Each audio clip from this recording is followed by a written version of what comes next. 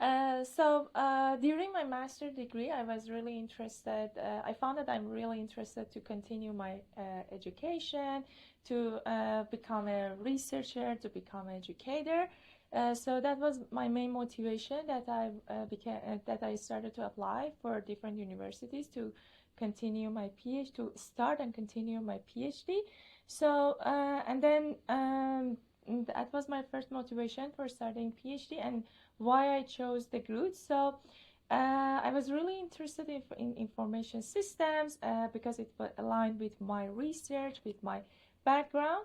I found the faculty members at DeGroote, the research topics that they followed was very aligned with my research interest. And also DeGroote and McMaster, they are research intensive institutes.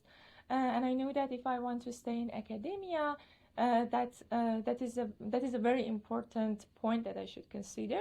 So that was that they all led one thing led to another, and that was all the reasons that I applied for my PhD and I started at DeGroote. For me also, it was very important to continue my education because so for a majority of my life I've been studying, and it was part of the fun part of my life, and I really valued getting into higher education, and so for personal values and beliefs, as well as the opportunity that I found that there was in information systems area specifically, and also the fact that there were faculty here that we could actually connect and pursue our research and teaching goals. So that was an important part of our decision, and I also wanted to study in a university that supports research with enough resources and the knowledge intensive environments that could help us to find new opportunities to collaborate with others and both the faculty and other PhD students. So I think the main reason that we followed was both a combination of personal motivation as well as the environment that we found at DeGroote.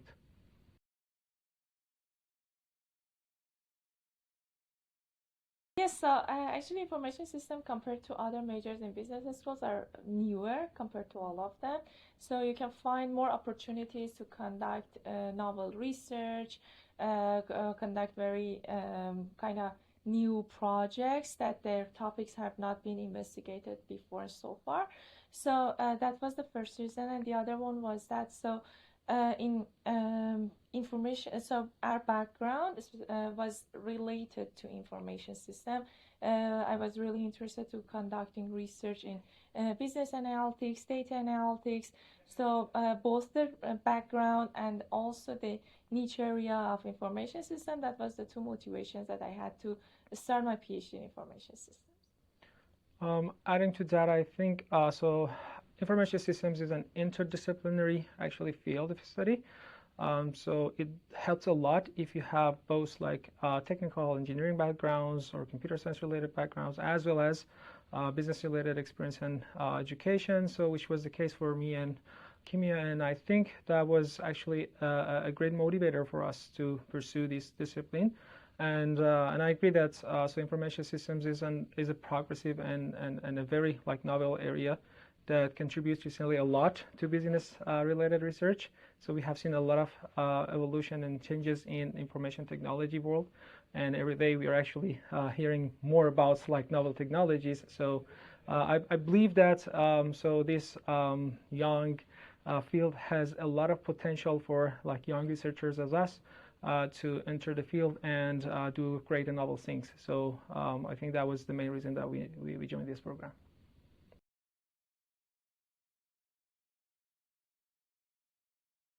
So our supervisor was Dr. Mariam Qassam. She was incredibly supportive.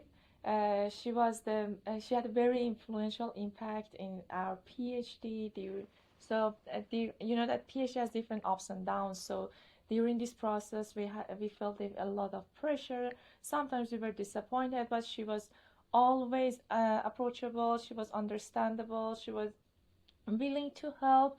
And I remember that some points during this day, as I mentioned, so we were very disappointed. But she always tried to help us, motivate us, and kind of she was very positive, so she helped us a lot during this process. Her help was meant a great deal for us, and I don't know how we can thank all her support during this process, but we are always thankful and grateful to all her support.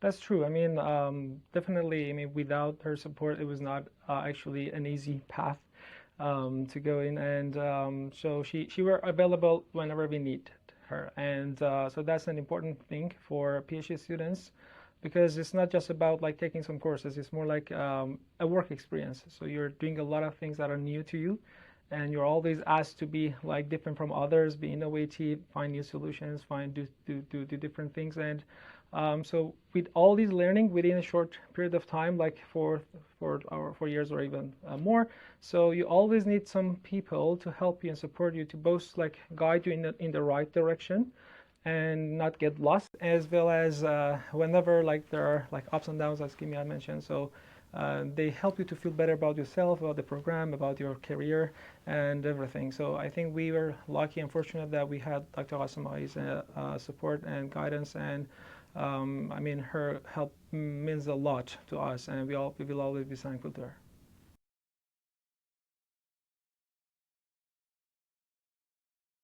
My research is mainly about the adoption and use of artificial intelligence and data analytics. So specifically in my thesis, I focused on the role of artificial intelligence and how, in case that there is a disagreement between decision makers' perspective and AI's recommendation, then how this disagreement affect individuals' AI advice utilization. So in addition to my thesis, I was also involved in other side projects during my PhD. So first, and they were mainly focused on the dark sides of use of AI and data analytics. For example, in one of my projects, I focused on the role of cutting corners as a coping mechanism when individuals are using complex technology. Or in another research, I focused on the role of stress and that is caused from announcing a new technology or big data and how that would affect individuals' use of this technology. So overall, the theme of my research was in the field of adoption of data analytics and artificial intelligence by focusing specifically on its dark side. So during my PhD studies, I was involved in two line of research. So my primary research area was the implementation of novel technologies, including big data analytics and artificial intelligence in organizational and broader societal context. So for me, what was important was to see how information technology and novel technologies are viewed from the perspective of the technology's primary stakeholders. So for example, in my thesis dissertation, I focused on for example, the way that actually data science professionals, as primary stakeholders of big data analytics in organizations, actually utilize these technologies in order to promote and foster innovation in organizations. And I try to realize what are the mechanisms or organizational levers that can commit them to continuously innovate with these technologies. And in another research that I was actually have been working on was the societal impact of artificial intelligence. So it's a common practice that like governments, private institutes, they use AI-enabled technologies in order to protect their actually customers and generally the citizens using surveillance actually technologies. But at the same time, there are some downsides. So it may intrude like people's privacy, and it has a lot of concerns in terms of biases. So my perspective, my idea was whether actually the power imbalance caused by the use of these technologies can impact like citizens or others' attitude towards such technologies. Another line of research was actually focusing on online communities. So I was very interested in see how the emotional expressions dynamics in online communities such as like Reddit.com impacts the way that we observe the outcome in those online communities, such as the popularity of the discussion that are shaped in online communities.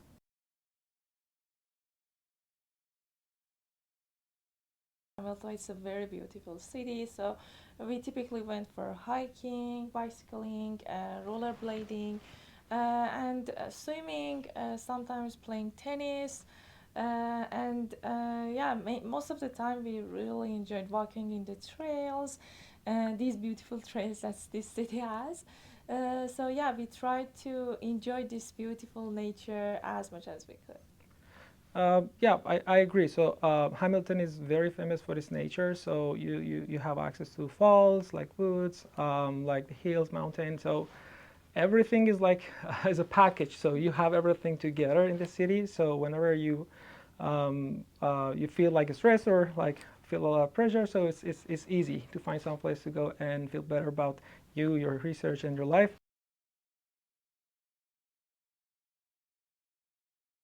We Forgot the name of the restaurant. I would say we were very interested in trying different like Yeah. cuisine or recipes, so from different nations.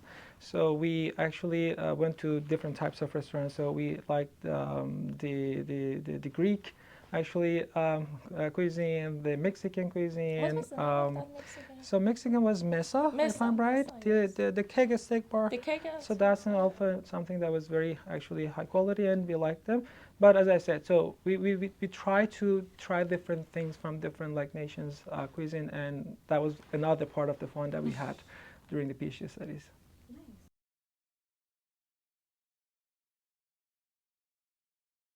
Yeah, you had your convocation. Yeah, here I was the first one to, to get there.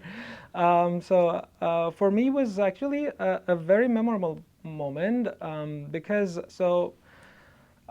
PhD is a huge commitment, so you spend a lot of time on top of whatever you had done so far, your undergrad, master's degree, and then you get into the PhD program. It also takes a lot of time and efforts and commitment. So once you're there, once you're in your convocation, so I think for me it was that finally it is done. So I survived. I now am like a person with my PhD degree in my hand, and so you feel a peaceful moment that you see the result of what you have done over like more than 10 years. And so for that matter, so it's a great thing to see the result of what you've done. And besides that, it's somehow a starting point. So you see that there are some options in front of you that you can follow. For example, if you want to continue to working in academic institutions, so it's an option. If you want to switch to industry, so another option. So it's a new chapter in your life. So you see like different like avenues for deciding on your future career. So that's another thing that is important matter, and you feel that so you're now qualified enough to make a decision about the future with more confidence. And I think for our families, so Kimia and my family, everyone, so they were very excited about it. They're somehow proud of like their child who has been studying for almost most of the part of his life, and I think it was a great feeling of both relief and excitement. Yeah. Yeah, and to add to what Mahdi mentioned, so our families, they have always been supportive. So we had the support of our families during all this process, all these years. So I think at this point, our achievements or our success means a great deal to them. So I'm sure they are very proud. They are very happy that about the way that we have came so far, about what we have in front of us, about the point that we are currently now in. So yeah, and we really thank them. We appreciate all their support or their help, all their sacrifices that they have made in this way, in this path. And yeah, I think that's a very memorable moment for us.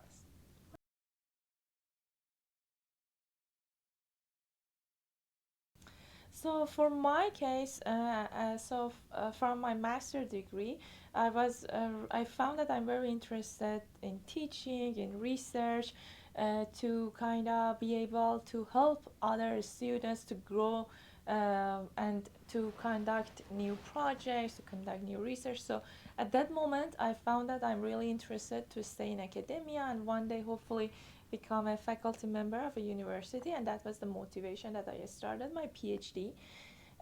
But also during this process, during my PhD, I was involved in different teaching activities, research activities. So that all helped me to better understand. Okay, I'm really interested in this field, and I really want to stay in academia. So I had the interest before, but it was intensified during my PhD. So that was the main reason. And also I think I hope that in future when I start at my work in July in Manitoba, I hope that I can kind of use whatever I have built so far. I can help students to grow, to learn. I'm hoping to be able to kind of um, create new projects, be involved in new projects, start new collaborations with new colleagues, with my colleagues that I have, and also try to kind of share the knowledge that I have obtained so far with the students in my class, and to be and to kind of be very to be helpful to the community, to conduct impactful work for the community that we have. I totally agree with Kimia's viewpoint. I personally was also very much interested, like in education, but I want to distinguish between what you observe, what you see in academic career before your PhD studies and afterwards. So, before that is more like your dream. So you always imagine that how much you can actually be involved in educational actually practices. So you try to gain some skills like by engaging yourself in some educational activities like doing teaching assistantship or taking different courses, observing like the faculty and instructors approach. But once you're in the PhD program, so it's more like that you are really learning about how to become an academician. So once you invest in learning those kinds of skills, as I did and other PhD students do, so now you see that whether you are fit into this like position or not. So for me, I personally spend a lot during my PhD program to learn as much as possible, because once you're there, once you're an academic, like you have an academic position, you're expected to be like confident enough to show that your prowess and capabilities of like educating others, doing research.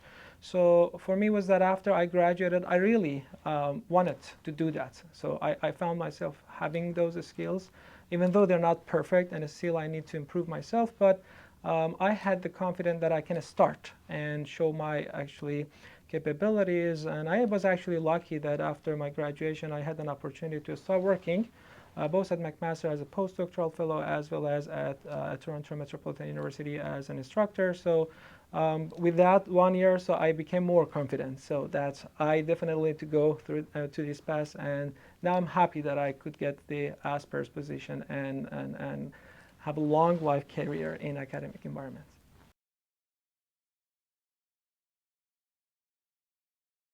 So it is very challenging to kind of maintain this balance, the balance between work and life.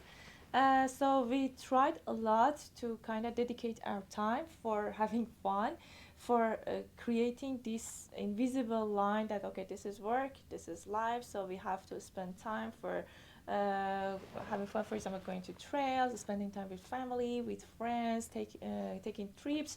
Even they were short moments or that we could kind of spend to be away from our studies, but even during those short times it was very important and they were very helpful to be recharged, to go back to studies with higher energy. So we always try to have that invisible line, to dedicate time, to assign, to make ourselves that we should assign time for having fun, to kind of be involved in other activities, other study. I know in some times, in some days, that might be very challenging. So we have lots of deadlines in the process. We have to teach, be TAS, teaching assistant, involved. We are involved in different research projects. It's hard to create this balance, but we try to do our best to kind of create this balance, create this atmosphere that we need to spend time other our studies. Right. I think we have all seen these like reels and videos, short videos that they're talking about motivation and like have a life, work-life balance. I think so. Hypothetically, these are okay to think about, but honestly, during PhD studies, it's really hard. to find such a balance, specifically if you're committed to do your PhD with like a high quality output and you expect yourself to be part of the future academic careers. So and our approach, as Kimia mentioned, was that so do your best, work as much as possible, and find some time in between, no matter what, just in a way that keeps you like refreshed and fresh and stay motivated. So we felt the pressure, but at the same time we know now it's time. So now it's time for a break. I don't know, let's go somewhere or do something like or gather with our friends. And this was how we managed. So we prioritized our work, but at the same time so we were careful about our health and our feelings. So we were flexible, and whenever there was an opportunity to do something fun or different, so we were considering that. And I think friendship is something truly important during PhD studies. If you don't have like a group of friends that actually support you, or there are like some people who are doing the same thing as you, and you can see what they do and actually become more motivated observing them and having this like mutual influence on each other. So that's an important thing. So I think we have had a group of people around us that actually helped us to manage our work and life balance more effectively. So I definitely recommend everyone who are engaged in PhD program have your own like group of trusted friends and people. That helps a lot. And also routines. So I think Yeah. having a routine, having a schedule. Okay, so during, so what I'm going to do this week. So on weekend, for example, I'm going to have fun for a day. So during that day, I will not open laptop. I will not check email. So having a routine, having a schedule. So that would be also a very helpful tool to kind of navigate through these challenges. Honestly, I'm not good at it, but as Kimia said, it helps. So she was much more better than me in managing like schedules, and but I felt the impact. So if you because if you don't like have a schedule, so PhD simply gets sinks yourself you into like an ocean of like content that it would be hard to find your way. So I think having a routine helps a lot.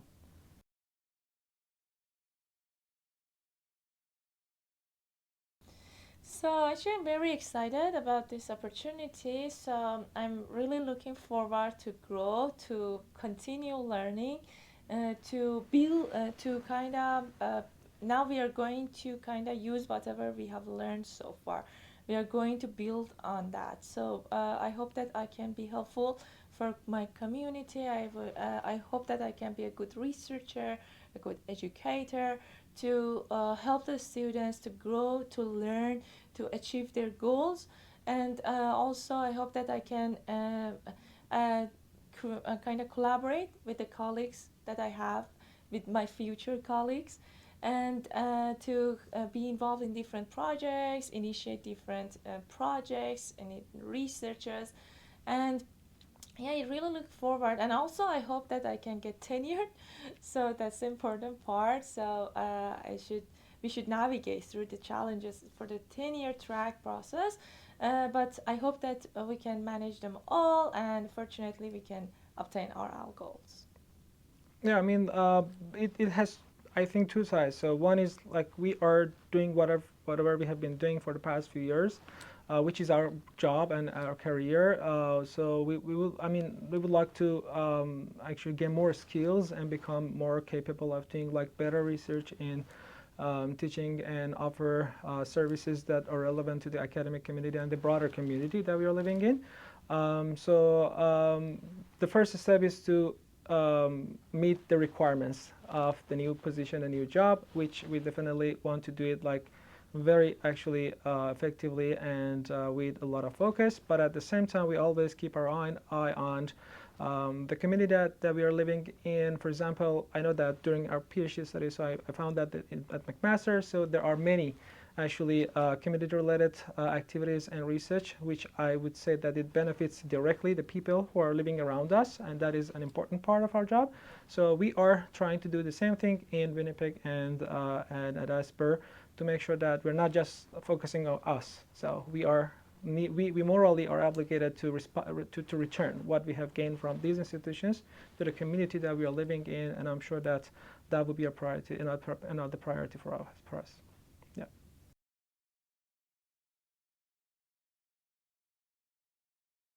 So I would say that DeGroote offers a very incredible environment for students to grow, to learn, and to kind of evolve their skills, their critical thinking, their enhance their teaching skills, their research skills. So it is a very incredible environment, very friendly. It has a very friendly atmosphere. The faculty members are very supportive.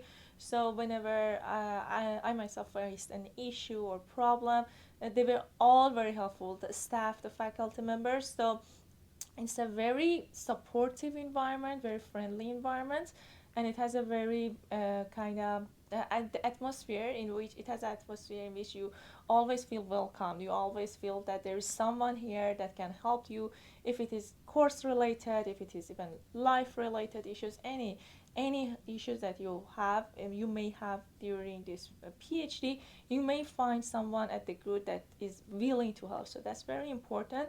And so if students are willing to to start and continue their PhD, I think that's the best place, considering all these criteria. And if they try, if they put effort in their studies, in their research, in their teaching, I'm sure that they will obtain the goals that they are looking for. Exactly. If I want, I mean, the short answer is that McMaster and DeGroote is a place that if you're looking for something special in academic environment, there are enough resources that help you to get what you want. And that is an important thing. So if you go to an institution and you find that, well, the resource is not available, so you need to spend more time and energy and effort to achieve your goals. But at DeGroote and McMaster, so there are plenty of resources that help you to achieve your academic goals. So that's an important thing. And besides that, so as Kimia mentioned, so the friendly environment, the supportive environment, and the fact that what you say as a stakeholder of the institution, they listen to you and they try to accommodate what you ask and they try to improve the practices. So that's another thing. So I mean, it's a common thing in anywhere you work or you study, that things change and you need like help over time and things needs to be improved. So the approach that DeGroote and McMaster had in considering the needs of like students and building upon that and improving the processes, that was another like important factor. And also besides that, the faculty, the people who are working here, they are super high quality. They are really capable and competent. So if you know the people well and if you know how they can help to your work, so with the simple like communication and starting collaborations, again, you can learn a lot from them and do things that we really want to do in an academic environment.